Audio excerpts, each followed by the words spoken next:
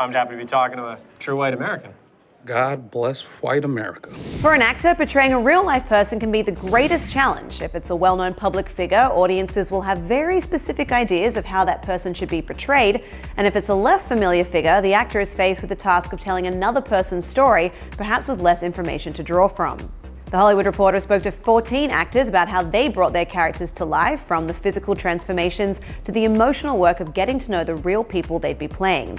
Here, we take a look at 5 of their stories. You're a bunch of boys making models out of balsa wood. You don't have anything under control. To prepare for playing the role of Neil Armstrong's first wife, Janet, in Damien Chazelle's astronaut biopic First Man, Foy began by reading the book upon which the film is based, James Hansen's First Man, The Life of Neil A. Armstrong. The Golden Globe winner also spoke with loved ones who knew Janet, who passed away in June. Those personal anecdotes and memories are the things that round out a person and give them life and soul, so it was enlightening to hear them from people who actually met her, says Foy.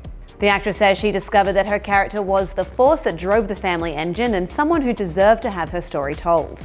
Says Foy, Janet was unbelievably courageous and resilient. She had such a strong sense of what was important in life and spoke up when a lot of people wouldn't. And that's something that I hugely admire. I think about men. I don't know why. And I'm so sorry.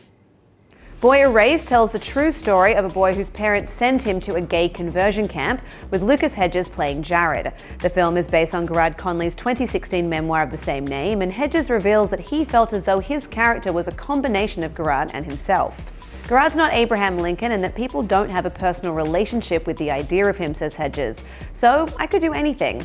I realized I don't have to become him, nor can I, so I might as well just focus on what all this means to me. For the film, which also stars Nicole Kidman and Russell Crowe, Hedges says he did feel a sense of responsibility to get Gerard's story right, and he says he was able to do that in part because he connected to the character's need to please those closest to him. I related deeply to the idea of selling myself out for the approval of others, and this character is asked to sort of perform the ultimate sellout of himself, he says. Roger, there's only room in this band for one hysterical queen. In Queen biopic Bohemian Rhapsody, Rami Malek took on the task of bringing the incomparable Freddie Mercury back to life, and did so to critical acclaim. I knew there was more to Freddie Mercury than a man who holds an audience in the palm of his hand, says Malek. The Mr. Robot star began by researching the beginning of the singer's life, starting with Mercury's mother. I studied her gestures, I listened to the way she spoke, says Malek. She has a Gujarat Indian accent, and I thought about why he's so posh at times. Was he trying to compensate for something? Malek also took piano and singing lessons and worked with a movement coach to learn Mercury's signature stage style, but also to never feel restrained by it. I needed to capture his spontaneity, he says. The man's not choreographed. Every time he steps out onto a stage, no one knows what he's going to do, and that's what I knew I needed to tether myself to. I know your heart has more within it than the men who counsel you. You would do well to watch your words. I will not be scolded by my inferior.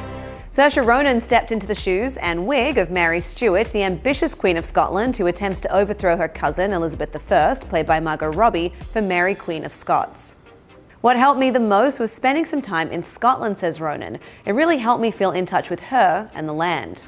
In addition to reading John Guy's book Queen of Scots, The True Life of Mary Stuart, on which the film is based, Ronan also felt that the physical transformation was key to her performance. Image was really important back then, she says, especially for women, because it said a lot about their class and what sort of power they had. It was a huge part of self-expression. For Ronan, a big part of her self-expression on screen came from a particular headpiece. What really helped me was the hair she infuses. I had the best wig I've ever worn, and I was really able to get in touch with my inner fiery redhead. But my mouth to God's ears, I really hate those black rats. And anyone else, really, that doesn't have pure white Aryan blood running through their veins. For BlacKkKlansman, which tells the story of Ron Stallworth, a black police officer who infiltrated the Ku Klux Klan in 1979, John David Washington pushed away modern distractions to embody the man he calls a true American hero. Says Washington, I rid myself of all hip-hop and R&B for almost 4 months. I listened to Soul Train every night so I could get into the right frame of mind. The talented actor also had the benefit of having unlimited access to the real-life Stallworth. Every question I had for him, he answered, he says. Because of his faith in me, playing Ron felt like a privilege rather than a burden. And the admiration was absolutely mutual, as the actor reveals to THR. After watching the film, Ron told me that there was no other man for the job. That was the greatest compliment. To read the full list of 14 actors who have taken on the challenge of portraying real people, head to thr.com. For the Hollywood Reporter News, I'm Lindsay Rodriguez.